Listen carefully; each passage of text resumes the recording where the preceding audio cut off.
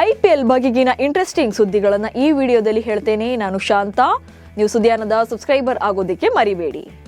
ಹೈದರಾಬಾದ್ ಮತ್ತು ಚೆನ್ನೈ ನಡುವಿನ ಪಂದ್ಯದಲ್ಲಿ ಸಂಜು ಸ್ಯಾಮ್ಸನ್ ಹಾಗೆ ಎನ್ರಿ ಕ್ಲಾಸನ್ ನಡುವೆ ವಾಗ್ವಾದ ನಡೆದಿದೆ. ಸಿಎಸ್ಕೆ ಬೌಲರ್ ನೂರ್ ಅಹ್ಮದ್ ಅವರ ಗೂಗ್ಲಿ ಎಸೆತವನ್ನ ಸಿಕ್ಸರ್ ಬಾರಿಸೋಕೆ ಕ್ಲಾಸನ್ ಟ್ರೈ ಮಾಡಿದ್ರು, ಆದರೆ ಬಾಲ್ ಬ್ಯಾಟ್ಗೆ ಸಿಗಲಿಲ್ಲ. ಈ ವೇಳೆ ವಿಕೆಟ್ ಕೀಪರ್ ಕೈ ಸೇರಿತ್ತು. ಆಗ ಸಂಜು ಸ್ಯಾಮ್ಸನ್ ಮಾಜಿ ನಾಯಕ MS ಧೋನಿ ಅವರ ಸ್ಟೈಲಲ್ಲಿ ಅತಿ ವೇಗವಾಗಿ ಸ್ಟಂಪಿಂಗ್ ಮಾಡಿದ್ರು. ಬಳಿಕ ವಿಕೆಟ್ ತೆಗೆದ ಖುಷಿಯಲ್ಲಿ ಸಂಭ್ರಮಿಸಿದ್ದೇ ಕ್ಲಾಸನ್ ಸಿಟ್ಟಿಗೆ ಕಾರಣವಾಗಿತ್ತು. ಆ ಬಳಿಕ ಇಬ್ಬರ ನಡುವೆ ಮಾತಿನ ಚಕಮಕಿ ಕೂಡ ನಡೆಯಿತು. ಚೆನ್ನೈ ತಂಡ ತನ್ನ ತವರಿನಲ್ಲಿ ಮತ್ತೊಂದು ಸೋಲನ್ನ ಕಾಣೋಕೆ ಕಾರಣ ಕ್ಯಾಪ್ಟನ್ ಋತುರಾಜ್ ಗಾಯಕ್ವಾಡ್ ಅಂತ ಅಭಿಮಾನಿಗಳು ಬೇಸರ ಹೊರಹಾಕಿದ್ದಾರೆ. ಗಾಯಕ್ವಾಡ್ 21 ಎಸೆತಗಳಲ್ಲಿ ಕೇವಲ 15 ರನ್ ಗಳಿಸಿ ಔಟ್ ಆಗಿದ್ರು. ಗಾಯಕ್ವಾಡ್ ಬ್ಯಾಟಿಂಗ್ ವೈಫಲ್ಯದಿಂದಾಗಿಯೇ ಚೆನ್ನೈ ತಂಡ ಸೋತಿದೆ. ಗಾಯಕ್ವಾಡ್ ಚೆನ್ನೈ ತಂಡಕ್ಕೆ ದೊಡ್ಡ ಶಾಪ ಅಂತ ಅಭಿಮಾನಿಗಳು ಆಕ್ರೋಶ ಹೊರಹಾಕಿದ್ದಾರೆ. ಹೈದರಾಬಾದ್ ತಂಡ ಪ್ಲೇ ಆಫ್ಗೆ ಎಂಟ್ರಿ ಕೊಟ್ಟಿದೆ. ಹೈದರಾಬಾದ್ RCB ವಿರುದ್ಧ ತನ್ನ ಕೊನೆಯ ಪಂದ್ಯವನ್ನಾಡಲಿದೆ. ಈ ಎರಡೂ ತಂಡಗಳ ನಡುವೆ ಟಾಪ್ ಪ್ಲೇಸ್ಗಾಗಿ ಪೈಪೋಟಿ ನಡೆಯಲಿದೆ. ಇನ್ನು CSK ಟೂರ್ನಿಂದ ಹೊರಬಿದ್ದಿದೆ. CSK ತನ್ನ ಕೊನೆಯ ಪಂದ್ಯದಲ್ಲಿ ಗುಜರಾತ್ ಟೈಟನ್ಸ್ ವಿರುದ್ಧ ಆಡಲಿದೆ. ಈ ಪಂದ್ಯದಲ್ಲಿ ದೊಡ್ಡ ಅಂತರದಿಂದ ಗೆದ್ರೆ RR KKR ತಂಡಗಳು ತಮ್ಮ ಎರಡೂ ಪಂದ್ಯಗಳನ್ನು, ಹಾಗೆ ಪಂಜಾಬ್ ಮತ್ತು ಡೆಲ್ಲಿ ತಂಡಗಳು ತಮ್ಮ ಕೊನೆಯ ಪಂದ್ಯದಲ್ಲಿ ಸೋತ್ರೆ ಮಾತ್ರ CSK ಪ್ಲೇ ಆಫ್ಗೆ ಪ್ರವೇಶ ಪಡೆಯಲಿದೆ. ಹೈದರಾಬಾದ್ ನಾಯಕ ಪ್ಯಾಟ್ ಕಮಿನ್ಸ್ ಚೆನ್ನೈ ವಿರುದ್ಧ ಭರ್ಜರಿ ಪ್ರದರ್ಶನ ನೀಡಿದ್ದು ಮಹತ್ವದ ಮೈಲುಗಲ್ಲನ್ನ ಸಾಧಿಸಿದ್ದಾರೆ. IPLನಲ್ಲಿ ಪ್ಯಾಟ್ ಕಮಿನ್ಸ್ ನಾಯಕನಾಗಿ 42 ವಿಕೆಟ್ಗಳನ್ನು ಪಡೆದಿದ್ದಾರೆ. ಈ ಮೂಲಕ ಮುಂಬೈ ನಾಯಕ ಹಾರ್ದಿಕ್ ಪಾಂಡ್ಯ ಅವರನ್ನ ಹಿಂದಿಕ್ಕಿದ್ದಾರೆ. ಪಾಂಡ್ಯ ನಾಯಕನಾಗಿ 40 ವಿಕೆಟ್ಗಳನ್ನು ಪಡೆದಿದ್ದಾರೆ. ಇನ್ನು IPLನಲ್ಲಿ ನಾಯಕನಾಗಿ ಅತಿ ಹೆಚ್ಚು ವಿಕೆಟ್ ಪಡೆದವರ ಪಟ್ಟಿಯಲ್ಲಿ ಶೇನ್ ವಾರ್ನ್ 57 ವಿಕೆಟ್ ಅನ್ನ ಪಡೆದು ಅಗ್ರಸ್ಥಾನದಲ್ಲಿದ್ದಾರೆ.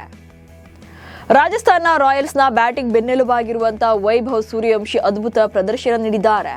ಆದರೆ ಅವರ ಫೀಲ್ಡಿಂಗ್ ಕಳಪೆ ಮಟ್ಟದಾಗಿದೆ ಅಂತ ಮಾಜಿ ಕ್ರಿಕೆಟಿಗ ಮೊಹಮ್ಮದ್ ಕೈಫ್ ತೀವ್ರ ಅಸಮಾಧಾನ ವ್ಯಕ್ತಪಡಿಸಿದ್ದಾರೆ. IPL ಉದ್ದಕ್ಕೂ ಕೂಡ ವೈಭವ್ ಒಂದೇ ಒಂದು ಕ್ಯಾಚ್ ಹಿಡಿಯಲಿಲ್ಲ ಎಂಬ ಬಗ್ಗೆ ಕೂಡ ಪ್ರಶ್ನೆ ಮಾಡಿದ್ದಾರೆ. ಬ್ಯಾಟಿಂಗ್ ಓಕೆ, ಕ್ಯಾಚ್ ಹಿಡಿಯಲ್ಲ ಯಾಕೆ ಎಂದು ಪ್ರಶ್ನಿಸುವ ಮೂಲಕ ವೈಭವ್ ಫೀಲ್ಡಿಂಗ್ ಬಗ್ಗೆ ಕೈಫ್ ಕಳವಳ ವ್ಯಕ್ತಪಡಿಸಿದ್ದಾರೆ.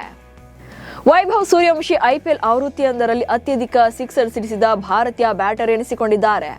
ಜೊತೆಗೆ ಸಿಡಿಲಬ್ಬರದ ಸರದಾರ ಅಭಿಷೇಕ್ ಶರ್ಮಾ ಹೆಸರಲ್ಲಿದ್ದ ದಾಖಲೆಯನ್ನು ಕೂಡ ಬ್ರೇಕ್ ಮಾಡಿದ್ದಾರೆ.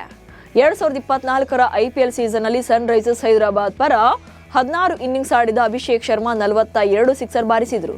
ಈ ಬಾರಿಯ IPLನಲ್ಲಿ ವೈಭವ್ ಸೂರ್ಯವಂಶಿ ಕೇವಲ 12 ಇನ್ನಿಂಗ್ಸ್ಗಳ ಮೂಲಕ 43 ಸಿಕ್ಸರ್ ಬಾರಿಸಿದ್ದಾರೆ. ರಾಜಸ್ಥಾನ ರಾಯಲ್ಸ್ ಮಂಗಳವಾರ ಮಾಡು ಇಲ್ಲವೇ ಮಡಿ ಪಂದ್ಯಕ್ಕಾಗಿ ಕಣಕ್ಕಿಳಿಯಲಿದೆ. ಈ ನಿರ್ಣಾಯಕ ಪಂದ್ಯದಲ್ಲಿ RR ತಂಡ ಲಕ್ನೋ ಸೂಪರ್ ಜೈಂಟ್ಸ್ ವಿರುದ್ಧ ಕಾದಾಟ ನಡೆಸಲಿದೆ. ಆರಂಭದಲ್ಲಿ ಅಬ್ಬರಿಸಿ ಪಾಯಿಂಟ್ಸ್ ಟೇಬಲ್ನಲ್ಲಿ ಅಗ್ರಸ್ಥಾನದಲ್ಲಿ ರಾರಾಜಿಸ್ತಾ ಇದ್ದ ರಾಜಸ್ಥಾನ ಈಗ ಗೆಲುವಿಗಾಗಿ ಕಷ್ಟಪಡ್ತಿದೆ.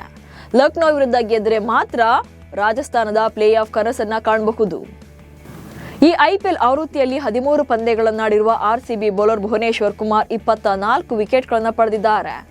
ಹಾಗೆ ಅತಿ ಹೆಚ್ಚು ವಿಕೆಟ್ ಪಡೆದ ಬೌಲರ್ಗಳ ಪಟ್ಟಿಯಲ್ಲಿ ನಂಬರ್ 1 ಸ್ಥಾನದಲ್ಲಿದ್ದಾರೆ.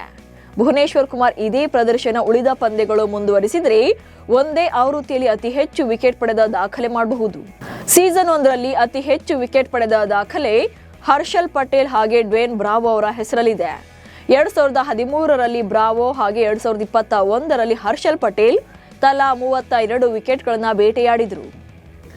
RCB ಈ ಬಾರಿಯೂ ಚಾಂಪಿಯನ್ ಆಗಲಿದೆ ಎಂದು ವೀರೇಂದ್ರ ಸೆಹ್ವಾಗ್ ಭವಿಷ್ಯ ನುಡಿದಿದ್ದಾರೆ. ಆದರೆ ಗುಜರಾತ್ ಟೈಟನ್ಸ್ RCBಗೆ ದೊಡ್ಡ ಸವಾಲಾಗಬಹುದು. ವಿಶೇಷವಾಗಿ ಅದರ ಬಲಿಷ್ಠ ಬೌಲಿಂಗ್ ಘಟಕದಿಂದ RCBಗೆ ಚಾಲೆಂಜ್ ನೀಡಬಹುದು.